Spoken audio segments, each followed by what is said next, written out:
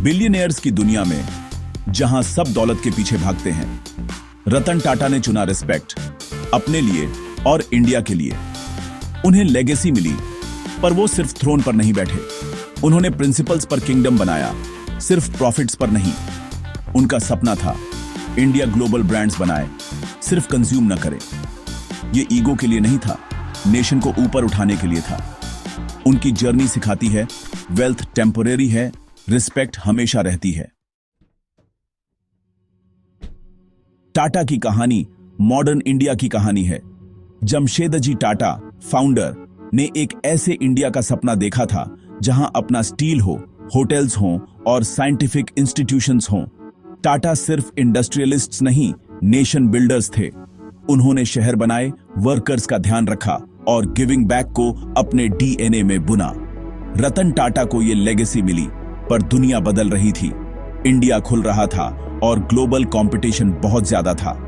Survive करने के लिए टाटा को ग्लोबल होना पड़ा। उन्होंने बिजनेसेस को कंसोलिडेट किया, इनोवेशन को बढ़ावा दिया और ग्लोबल माइंडसेट के लिए पुश किया। उनका विजन टाटा ब्रांड को इंडिया की सीमाओं से बाहर ले जाना। वो चाहते थे कि दुनिया देखे कि एक इंडियन कंपनी क्या हासिल कर सकती है। जर्नी अब भी शुरू ही हुई थी, आगे चैलेंजेस और ट्रायम्फ्स थे।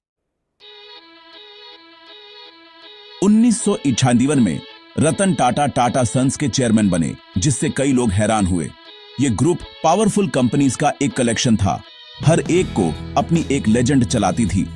पुराने गार्ड को उन पर शक था। उन्हें टॉप जॉब के लिए बहुत शांत समझते थे। उन्हें अंदर से एक साइलेंट रिबेलियन का सामना करना पड़ा। रतन टाटा को अपनी अथॉरिटी अर्न करनी पड़ी, सिर्फ इनहेरिट नहीं करनी थी। उन्होंने डायरेक्टर्स के लिए रिटायरमेंट एज इंट्रोड्यूस की, एक बोल्ड कंट्रोवर्शियल मूव। इससे उन्हें नए लीडर्स लाने का मौका मिला जो उनके विजन को शेयर करते थे। उन्होंने ग्रुप को एक किया, पर्सनल पावर के लिए नहीं बल्कि उसके फ्यूचर के लिए। उनके पेशेंट फर्म अप्रोच ने रिस्पेक्ट जीती। उन्होंने साबित किया कि आपको अपनी बात सुनाने के लिए चिल्लाना नहीं पड़ता। ट्रायल बाय फायर ने एक मजबूत लीडर बनाया।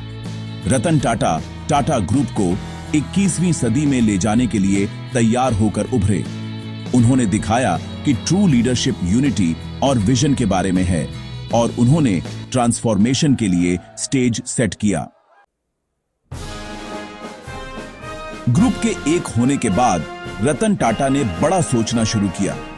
उन्होंने बोल्ड रिस्क्स लिए। टाटा मोटर्स से शुरुआत की। टाटा इंडिका इंडिया की पहली इंडिजिनस कार बनी, नेशनल प्राइड का एक सिंबल। फिर आई टाटा नानो, परिवारों के लिए एक सेफ, अफोर्डेबल कार। नानो को चैलेंजेस का सामना करना पड़ा, पर उसका इरादा प्योर था, business as a force for good. उन्होंने टाटा कंसल्टेंसी सर्विसेज को एक ग्लोबल आईटी पावर हाउस में बदल दिया। उन्होंने टेटली को अक्वायर करके टाटा टी को एक ग्लोबल ब्रांड बनाया। हर कदम एक कैलकुलेटेड रिस्क था, इंडियन कंपनीज के लिए बाउंड्रीज पुश करना। उन्होंने टेलीकॉम और रिटेल में डाइवर्सिफाई किया, हमेशा लॉन्ग टर्म विजन के साथ। Ratan Tata short term profits के पीछे नहीं भाग रहे थे। वो ऐसी इंस्टीट्यूशंस बना रहे थे जो जनरेशंस तक चले। उनकी लीडरशिप में टाटा एक डायनेमिक ग्लोबल पावर हाउस बन गया। उन्होंने दिखाया कि इंडियन कंपनीज कंपीट कर सकती हैं और जीत सकती हैं वर्ल्ड स्टेज पर। हर बोल्ड स्टेप बिजनेस से बढ़कर था। ये नेशनल प्राइड के बारे में था। उन्होंने रीडिफाइन किया कि इंडियन इंडस्ट्री क्या हासिल कर सकती है, और उन्होंने ये किया एक बोल्ड ड्रीम एक बार में। रतन टाटा की ग्लोबल एम्बिशंस को अक्सर स्केप्टिसिज्म और कभी-कभी इंसल्ट का सामना करना पड़ा। 1999 में फोर्ड एग्जीक्यूटिव्स ने टाटा की कार बिजनेस का मजाक उड़ाया, ये कहते हुए कि उन्हें कार्स के बारे में नहीं पता।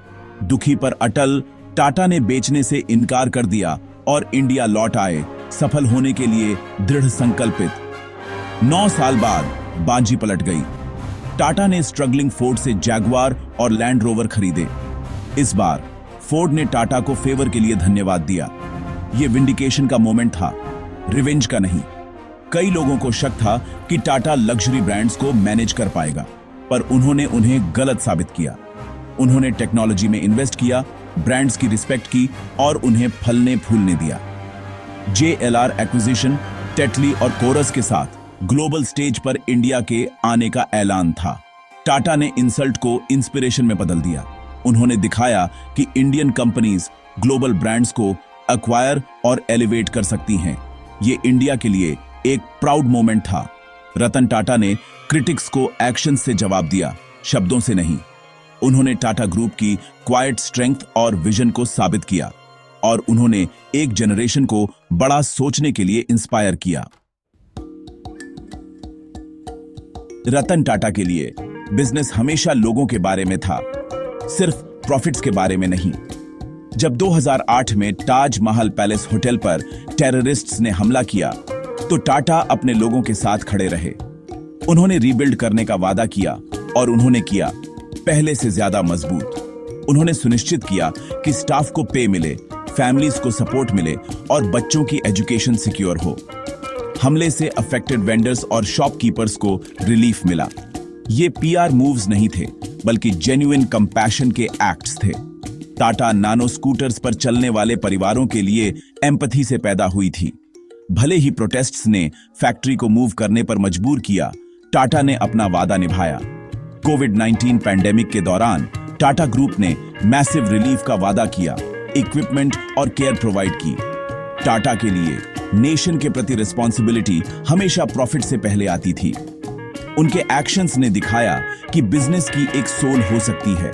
उन्होंने एम्पैथी के साथ लीड किया, क्राइसिस में भी, और उन्होंने कॉर्पोरेट रिस्पॉन्सिबिलिटी के लिए एक नया स्टैंडर्ड सेट किया। 1 बिलियन इंडियंस रतन टाटा की रिस्पेक्ट क्यों करते हैं? वो एक बिलियनेयर हैं जो सिंपली जीते हैं, एक पावरफुल लीडर जो ह्यूमिलिटी के लिए जाने जाते हैं। वो एक मॉडेस्ट हाउस में रहते हैं, अपनी कार खुद चलाते हैं और उन्होंने अपनी जिंदगी अपनी कंपनी और कंट्री के लिए डेडिकेट की है। टाटा सन्स के प्रॉफिट्स का 66% चैरिटेबल ट्रस्ट में जाता है, जो एजुकेशन, हेल्थ केयर और रूरल डेवलपमेंट को फंड करते हैं। टाटा इस वेल्थ के ओनर नहीं हैं, वो इसके ट्रस्टी हैं।